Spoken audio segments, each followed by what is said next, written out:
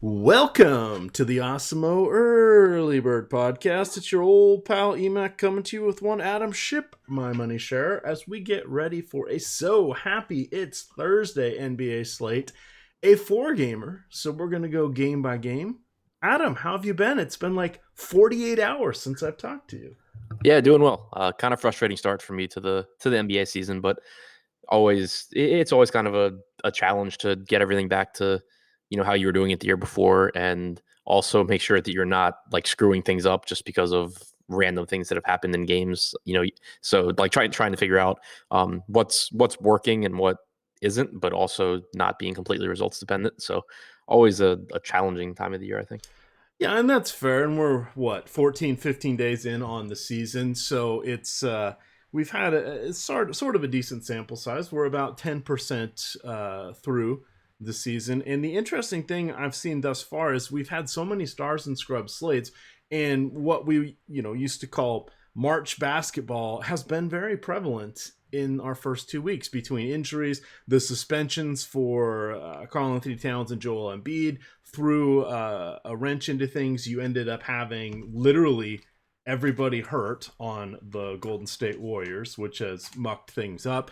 Now we've got Jeff Teague is out. It just seems like, Blake Griffin's been out. So Andre Drummond's been all over the place. So it's been a very, the hurt has been strong, shall we say, on a lot of plays. And that's something I don't think we usually see a ton right away in the season. Usually everything's priced pretty well, most everybody's healthy, etc. It feels like we used to do more analysis, and the reacting didn't really start until the flu season hit just after Christmas. Yeah, and that's a good point too. I've always sucked in like April, so just when you have really obvious value and stuff like that. And that's kind of been how it's been, this year too. It certainly increases the variance in these top heavy tournaments when it's hard to not find good plays.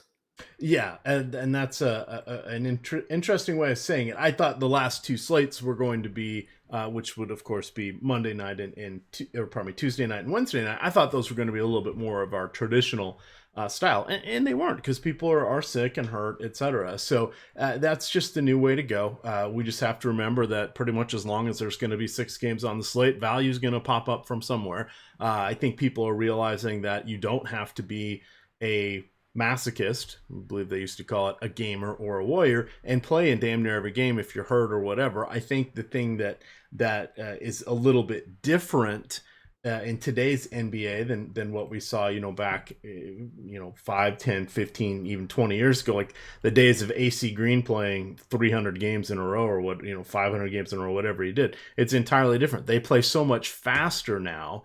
While there may not be quite as much contact, if you go to a game, oh my God, in the lane and in the paint, it's full body contact in there. And it's the surprising thing even today. I mean, it's not like the wrestling that it was with the Knicks in the 90s, but they play so much faster. Everybody's a high performer. You don't really get to take a ton of plays off, etc. I think that's having more wear and tear on everybody. Yeah, I agree. I think that makes sense. Yeah, and then everybody's like, oh, but they fly in private planes and stuff. It's like, my God, these guys are like 6'6" to 7'2". That's like you flying in coach every day and a half somewhere. So I don't care that it's a private jet. That doesn't make it that much easier. And then you get to a hotel, by the way, at 3 a.m, and you get to sleep in a bed that's probably not long enough for you. Right. So, cut them a little slack. In any event, let's give a shout out here to our sponsor, Yahoo. Of course, you can sign up using the link and promo code in any of the cash game building block articles. It's located right above the primetime players section, or any of the NFL primetime articles. That is up in the third paragraph. If you sign up, come in through our deposit code, use the magic password, and make a deposit. Yahoo will match you in Yahoo Sports Rewards points up to your first $30. Those are available for immediate use into any contest. Yahoo's got some fun stuff coming up for Thursday. They've got the NBA $25,000 baller. That is a $10 entry. They've got, for those of you that are more intrigued by the lower stake stuff, they've got $1, $2, 25-cent contest. They have some single entry stuff. And of course, they have some larger tournaments as well, larger buy-ins. There's an interesting one here. Adam, single entry, 46 people. It's $50. and the winner gets 500. So if you are well ensconced in the ways of Yahoo, you can find yourself a nice little payout there. So definitely consider that. For NFL this week, they do have the $250,000 baller. We'll have that free article be popping up there probably Friday night or Saturday morning, and it'll be a breakdown specifically for that contest. And they also have, let's see, their no fee tournament. It's a $3 entry fee. I believe it's a single entry, and you can jump in that one rather quickly because it is half full already. But they do have those management fee free contests pop up from time to time. In any event, Adam, let's get on over here to our games. We've got 4 of them. We'll kind of hit the injuries as we go through. We have Boston at Charlotte. Boston road favorites by 7. We've got OKC at San Antonio. San Antonio favored by 4.5 at home. Miami at Phoenix. That will be Phoenix somehow favored by a bucket at home. And then Portland at the Clippers. The Clippers are on a back-to-back. They play at home against Milwaukee on Wednesday night as we're recording this. They have not yet tipped off. And then they, of course, are hosting Portland, as I mentioned.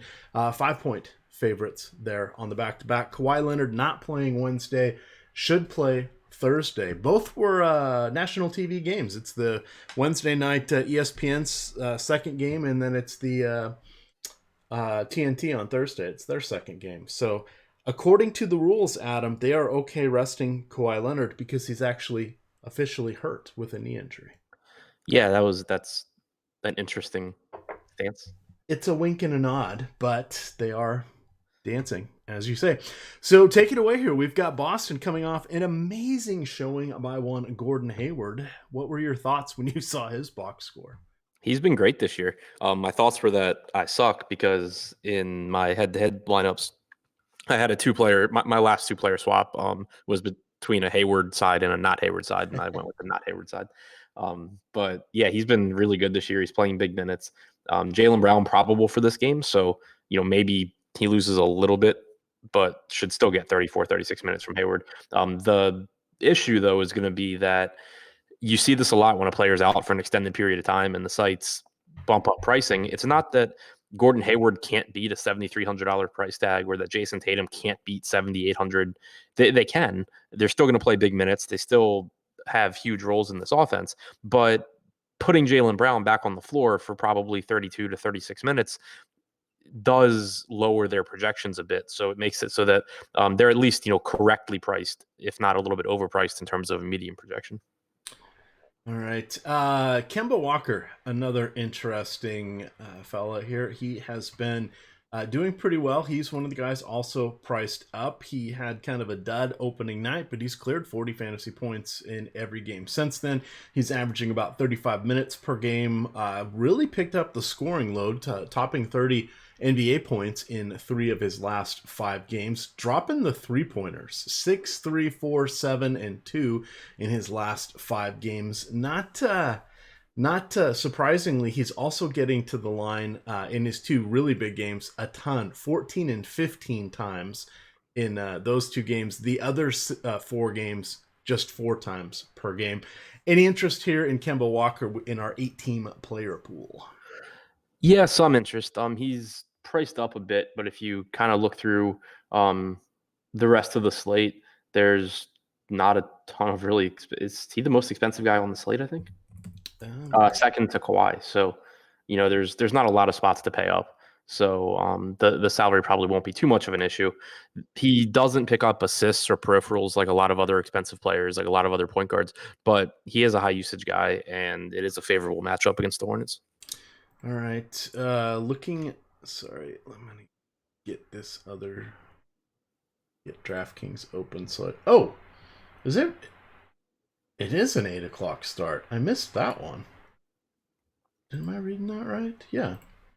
So the 8 o'clock start for this slate. My apologies. I should have let off with that because that gives everybody an extra chance to get home from work, get their lineups in. It's also Thursday night football, but the games are going off at 8, 8:30, 9, and then 10:30 for that second TNT game there. Apologies that caught me off guard because that Yeah, don't get to see that a ton. I'm gonna click on not the. Oh, now my computer's frozen, Adam. Give us a thought about the front court here for Boston, and I'll get my act together here. Pretty much a mess. Enes Kanter's questionable. It seems like he's going to play. He had gone through practice prior to their last game, but still sat out. They said that they wanted to see him just play a little bit more before they cleared him. So, assuming he's in, it's a pretty messy situation. You go back to having Kanter playing, probably low to mid 20s in minutes. Daniel Theis probably playing around 18. Robert Williams probably 10 to 12 minutes, and so it makes it so all those guys are pretty tough. Kanter, I guess, would be the one that you're most interested in if you're trying to choose one, just because at this point he's actually less expensive than Daniel Theis. So it's not a bad matchup against Charlotte. It's more of a minutes concern. All right, I'm all set now. Got my stuff back together here. But yeah, a couple guys carrying the Q tag, as you mentioned. Jaylen Brown, Daniel Theis, Enes Kanter, Robbie Williams, but they all are expected to play. Charlotte here, this one's kind of interesting. You've got Devonte Graham, who dropped 56 fantasy points against Indiana. 10 for 21, Adam. Pretty impressive. 11 of 15 from the line. He also had 3 steals, 6 assists, and 4 rebounds. He's kind of doing it all on the season. He's averaging 17 points, 4 rebounds, just shy of 7 assists per game, 34 fantasy points. Price is ticking up there. Hard to trust a rookie, but Boston playing a little bit quicker and a little bit different of a team than what we are used to seeing. Let me double check that. The last few years, where are they? Oh, now I can't. Spelling Boston with 2 S. Yeah, they're middle of the pack, so that's fine. So he's kind of interesting. Cody Zeller dropped down to 5,600 off of 2 dud games. He had been on a streak of 4 straight of at least 30 fantasy points, including a 52 fantasy point outing. Dudded the last 2, but he is someone I think we can look at on our 4-game slate. And then the other guy I never, ever, ever, ever get right, Miles Bridges. He's like the new MKG. Am I saying that? Yeah, Michael Kidd-Gilchrist. There you go. Yeah. That's my assessment of Charlotte. What are you looking at? Is it Rozier, Graham, and then grab bag? Pretty much. Zeller's minutes have been really concerning the last 2 games. He didn't play. He didn't play more than 20 minutes against Golden State. He played 17 minutes against Indiana, and that's an Indiana team that they were missing Miles Turner. They were missing Domantas Sabonis, but Goga Batadze played 32 minutes in that game, and Zeller played 17. So not really what you want to see or anything that makes you feel good. Devonte Graham's really interesting because he's been playing extremely well this year. He's coming off of a monster game against Indiana where he played 42 minutes, including overtime. On the negative side, I think it's worth pointing out that he subbed in earlier than normal for Dwayne Bacon, who picked up 2 fouls in 4 minutes. And then he subbed in early again in the third quarter just because Bacon was doing literally nothing on the floor and they just took him out for the rest of the game. Obviously, that's something that can happen. It's in the range of outcomes for Graham, but it's tough to project that the rotation, continues to go that way. So I think that, still 30 to 32 minutes as opposed to 36 is probably the best projection for Graham. And at 6,100, it makes it so he's a perfectly fine option, but it's not like he's screaming value there, even though he is coming off of a great game. Yeah, Dwayne Bacon did not make it better, Adam. 13 minutes, 0 for 3, negative 1/2 fantasy point because he had turnover. Yeah, he was on the other side of the Gordon Hayward swap that I referred to. Oh, Club Trillion would be an improvement over his line. Moving on to our next game, we've got OKC and San Antonio. We'll start here with the visitors. We've, again, San Antonio favored by nearly 5. So let's see, doing some math, that is a 105. If I've done that correctly. Yeah, 105 over under there for, pardon me, one. I can't do the math. I'm too tired. 107 implied run total. Shoot me now, Adam, please. All right, Seth, if you're listening, and I know you are, you can make fun of me on Twitter. You've officially earned it. You know who we can't make fun of? Shai Gilgeous-Alexander. He has taken the next step, Adam. Getting the usage, getting the opportunity. Price is coming up. I don't know that I am worried about it. I think on the tonight's slate with just 8 teams in the player pool, he is kind of a core mid-level value. He's not one of those guys you have to jam in, but he does have upside and he does have a relatively safe floor. He has scored less than 30 fantasy points only once. How are you feeling about his new workload? Yeah, I think that the usage is really appealing. He has a usage rate up around 26%. He led the team in usage in the preseason. He's playing 36 minutes a night. The downside is that the price tag is slowly starting to come up, and he doesn't contribute a ton, at least consistently, in the way of peripherals. He's not a big assist guy, which makes sense when he's playing with Chris Paul and Dennis Schroeder. He's had some decent rebounding games, but it's not like he's a guy that you can consistently count on to be giving you 7+ or 8+ rebounds. So he is very scoring dependent. He's attacking the rim a lot, which is great. He's shooting well from three. The scoring and the opportunities are certainly there. It's just that you do run the risk of getting some empty stat lines, and there are going to be games where his shot's not falling, and if the peripherals aren't there, it can get pretty ugly. All right, continuing on down through their roster, Chris Paul is he's performing a little bit better, which is good to see. He's been more active on defense. He's got 2, and 2 steals in his last 4 games.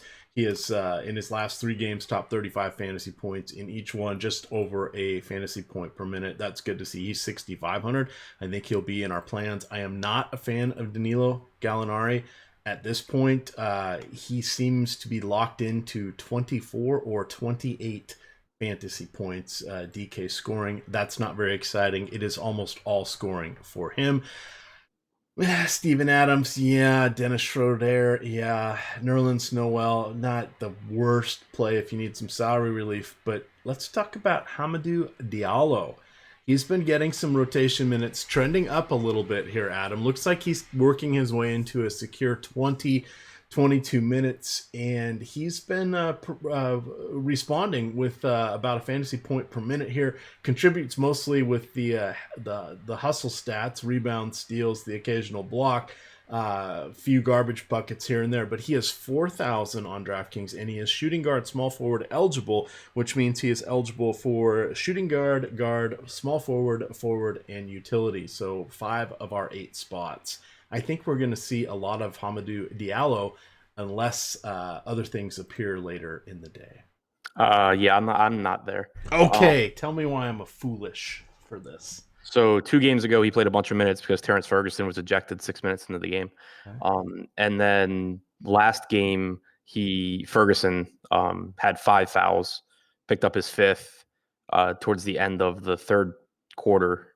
He had subbed in at the 2-minute 49-second mark, picked up his 5th at 51 seconds. So Diallo got a little bit of extra run there as well. He's basically just the backup to Terrence Ferguson, who in games where he's not in foul trouble or ejected is normally playing, around 30 a night, but could play more. And on top of that, Diallo just not really involved offensively. So, yeah, I'm not going there. All right, fair enough. That is good. Listen to Adam. He's the one that pours through those game flow box scores. The game that Ferguson did, was it which game did he have the 30 minutes? Was that against Portland? I don't know. I'm just going from memory. He got ejected 2 games ago. Okay, so let me look, because that was one. Anyway, won't fight you on that one because I will lose, and rightly so. But he is going to be one of my placeholder value guys.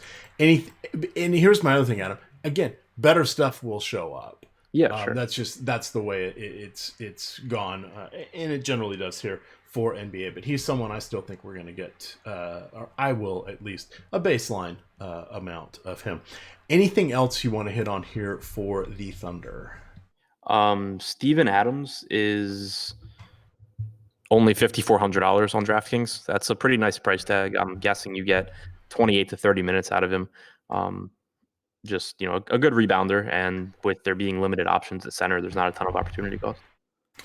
All right, moving over here to San Antonio, up at the top. Nobody, as you mentioned, nobody really overpriced. We'll hit FanDuel and Yahoo pricing here at the end, but you've got DeMar DeRozan, LaMarcus Aldridge at 7,500 and 6,900 respectively. You've got DeJounte Murray, who has been relatively outstanding, but the wheels finally came off. We knew the efficiency wasn't going to be there forever. He's kind of going to be stuck in that 20 to 24 minute range. He's not going to play back-to-backs. He's working his way back after missing last year with torn ACL, but he is a phenomenal player. Very, very, very good rebounder for a guard.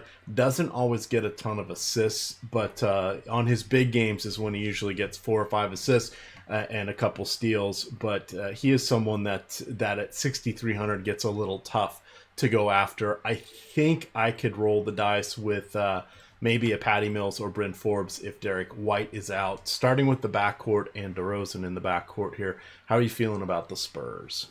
They're kind of tough because we've talked about a lot that while DeRozan's still getting usage and so is Aldridge, even though it's down a bit from last year, the peripherals for those guys just really haven't been there. And it's not just that they're, getting unlucky. If you look at rebound chances for Aldridge or you look at potential assists for DeRozan, you would expect their numbers to be down from last season. And I think DeJounte Murray has a lot to do with that. He's rebounding at a really high level. He's picking up a ton of assists, ton of potential assists, has the ball in his hands a ton. He is only playing 24 minutes a night, which is kind of the saving grace. But I think that he is really pulling down Aldridge and DeRozan's fantasy production compared to what we saw last season when Murray was out. So on the other hand, you do have very favorable price tags on Aldridge and DeRozan, and it makes it so. I mean, it's not like they're going to have bad games all season long. They're still good scorers. They're still very good NBA players, and there's going to be games where DeRozan runs hot in assists and Aldridge runs hot in rebounding, or they make more shots than normal. So when the salary is this low, there is still upside. It's just that it's not the lock that it would have been last season if we got them at this price tag. Yeah, and in his last healthy year, which was 2017 and 18, Murray started 48 out of the 81 games that he played. He averaged 21 and a half minutes per game. He averaged 5.7 rebounds per game. I mean, Brook Lopez averages about 5.7 rebounds per game. So it's pretty solid that he's doing that. So I had not realized he was infringing on some of the other guys there, but that should not be too much of a surprise. Anything else with the kind of cannon fodder here? Rudy Gay, Trey Lyles. I hadn't realized, somehow I had blocked out of my mind that Damari Carroll was now with the Spurs. He seems like a Spurs kind of guy. He's only played in 2 games so far, though. Anything else here from the second team? No, not really. You mentioned Patty Mills earlier. If Derek White sits, I think that Mills becomes a good value. All right, let's move on to Miami and Phoenix. Miami at the 9th fastest pace this year. Phoenix at the 10th. These teams are actually decent at defense. Phoenix allowing just 98 points per 100 possession. Miami at 97. In turn, Phoenix is scoring 107 per 100 possessions. Miami scoring 104. So kind of a role reversal from what we've seen, at least from Phoenix's standpoint. If we talk about Miami, you've got Jimmy Butler at 7,200. Kind of intriguing. Bam Adebayo here at 7,000. Also intriguing, but he has not done a lot. And then Goran Dragic, I think he's familiar with the arena here, Adam. What do you like here from the Miami Heat? It's tough with them right now because you have Winslow and Butler both active. Last game was only the second game this year where they've both played, and so that, like I was talking about with the Celtics, how their price tags have come up a bit without Jaylen Brown. You have this Miami team where a lot of the guys are priced up because of previous games. They are starting to come back down a little bit. Kendrick Nunn's down to 5,200. Justice Winslow's at 5,200. So both of those salaries, I think, are pretty appealing. Nunn should play 28 to 30 minutes. He's still been getting his shots. Winslow, obviously loses a bit in terms of usage and assist opportunities with Butler out there, but at 5,200, not a bad price tag either. Phoenix has been efficient defensively. I think they've been running pretty good as far as opponents just shooting poorly. even on open looks. But it is worth noting that their defense hasn't been, at least to this point, terrible like in previous years. So you're saying without Ayton and without Jackson their defense got better? Who would have guessed? Oh, all right. Speaking of guessing, do you know how many seasons Goran Dragic has been in the league? 10? Close, 11. Not bad. Not bad. He's been, this is season 6 with Miami. He, of course, was drafted by Phoenix, traded 2 years later to Houston, came back on a free agent deal with Phoenix, and then, of course, ended up in Miami. But I had not realized it's been 11 years. I would have guessed like 8.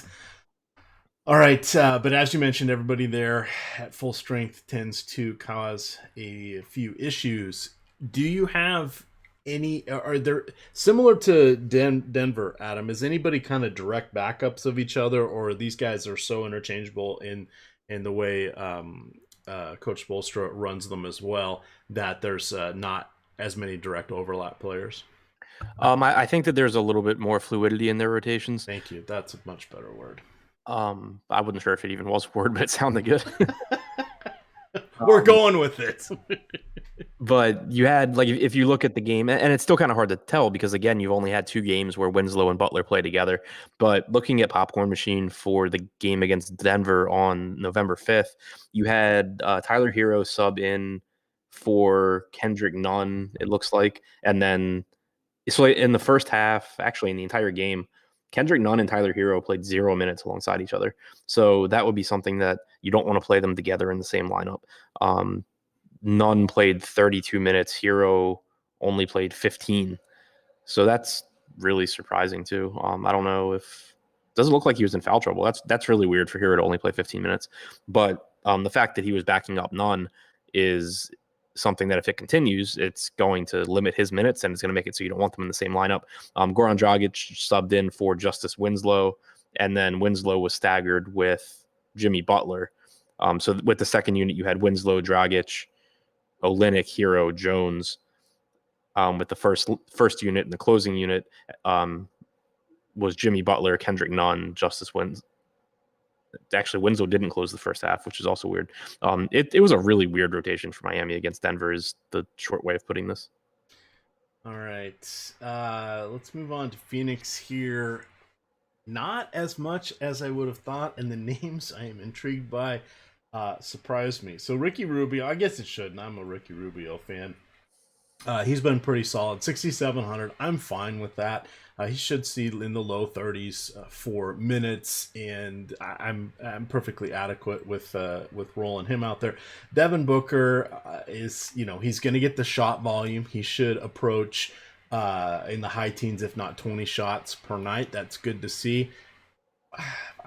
As you have pointed out time and time again, we don't really need to worry as much about one-on-one defenders, etc. But we still have Jimmy Butler out there. I don't think he's the lockdown guy anymore, but we'll that's not a great matchup there for Booker. The guy that's two things are surprising the hell out of me. One, Kelly Oubre is not doing crap recently, and Aaron Baines has been unleashed. Adam, he's averaging 15 points, 6 rebounds, 3.5 assists, and a block for 31 fantasy points per game in just 24 minutes per game.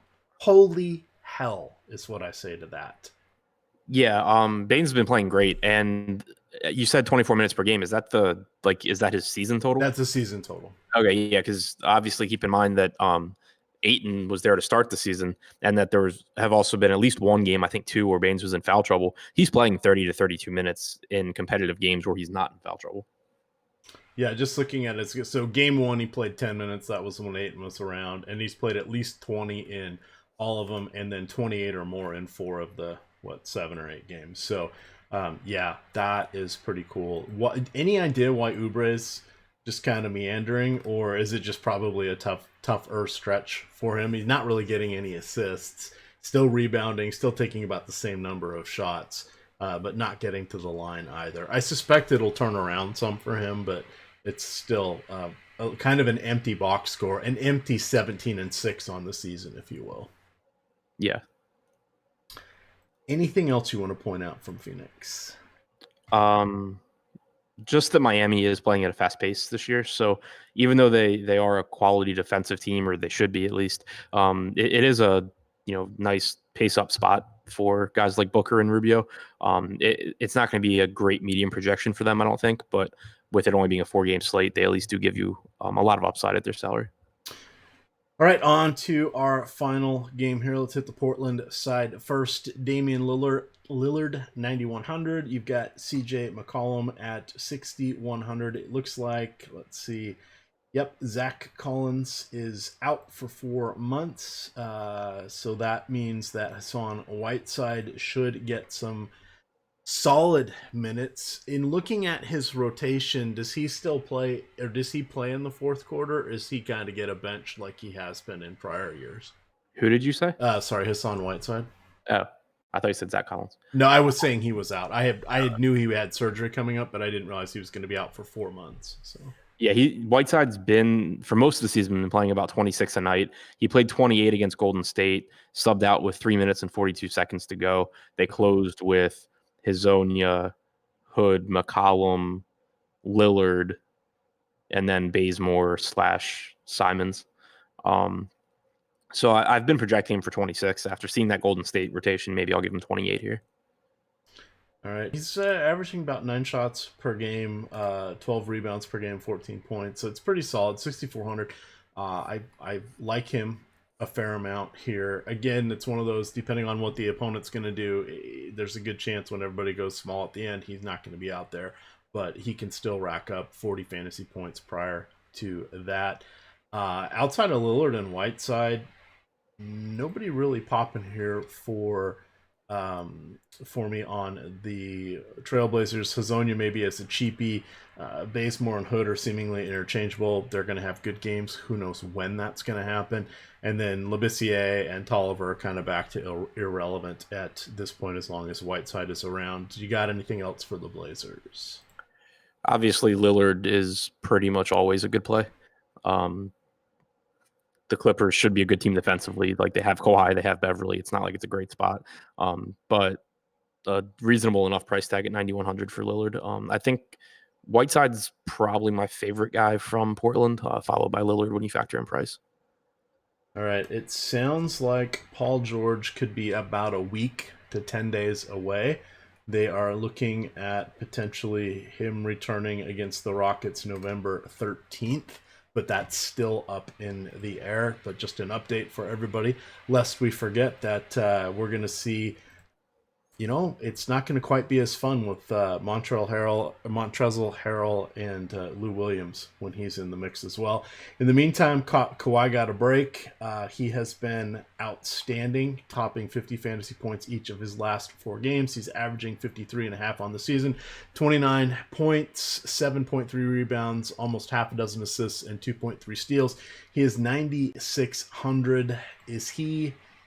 rank your top guys of the night for Leonard. Oh, good God. It's mostly going to be Leonard, isn't it? Yeah, it's Leonard. It's like not even close. Yeah, okay. There you go. Well, Leonard. We'll check the other sites and see their pricing. So he's going to be a centerpiece. That's an easy one. What do you like or not like from the remainder of the Clippers? I mean, Lou Will and Harrell are still going to be quality options, even with Leonard there. Obviously the usage goes up without Kawhi, but still might. Oh no, I thought I was on the wrong screen. Still reasonably priced. 6,600 on Lou Will, 6,200 on Harrell. Should get around 32 minutes from Williams, around 30 from Harrell. So I still think that they're quality values at those price points, even with Kawhi back. All right, let's take a quick hit here at the old dueling fans. Let's do a little value surfing here. You got Rudy Gays back-to-back, though, but he's probably not a back-to-back for him. It's an island game. That's what I meant to say. But he's 5,000 at that pesky small forward spot. Sweet Lou is 6,700.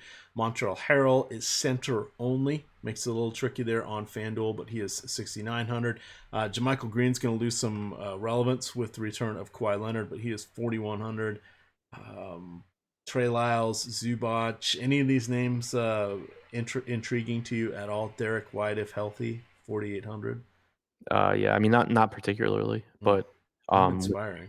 yeah, so with it being a 4-game slate, I think that rolling the dice on one of the backup San Antonio guards, whether it's White or Mills or Forbes, is fine.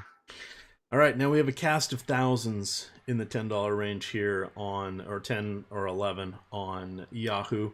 So we've got, let's see, Jermichael Green, Dario Saric, Hamidou Diallo, Bryn Forbes, Myers Leonard, Jakob Pertl. Dario Saric is 13. Jermichael Green is 11. Any of these names catching your ear? Not particularly. All right, that means it's going to be more interesting than usual, Adam. As long as nothing crazy befalls anybody with sickness or surprise, personal reasons, etc., we may have to do some real, actual analysis as we get closer to lock without so many gimme plays. Kind of fun. I'm glad it's a four game slate. We should at least be able to find something out there to help with our games. But to help you guys do that, we have the DFS Strategy Show at 9:30 on Thursday morning. You're going to get the NFL Strategy Show at 11. You're going to get the deep dive. You're going to get live before lock. I suspect those will both be pushed back an hour with the 8 o'clock start. And then we'll have to see, because we also have the NFL live before lock at 7:30. Oh wait, no, it's Thursday. My apologies. They'll record that around noon. It'll be live between noon and 1, I believe, is when Alex Baker, Osmo, and Ben Rasa will record that, and then it'll be available all day. So we will go up to a lock for NBA. So a lot of content to look at. You could follow Adam on Twitter. You can see him at ShipMyMoneyDFS. You can find me at EMACDFS. And of course, it is Osmo_COM. Check out the pinned tweets there. We've been doing a lot of giveaways. And the other thing that's been really cool, Adam, as we get ready to sign off, the live before lock and the deep dive shows have been getting the likes on YouTube, and if they hit milestones, we've been unlocking some of the free content as we get up towards lock. The deep dive was the deep dive article was unlocked today. Projections have been, the boom bust ratings have been. We'll have to see if that's going to be something that continues. So tune in to those shows on Thursday evening and find out if you guys can get a sneak peek there. Or do it the easy way. Sign up, give us a 1 month trial, use the promo code EARLYBIRD, all one word, and get 50% off any 1 month package. With that, gamers, I hope everybody's safe at work. Good luck.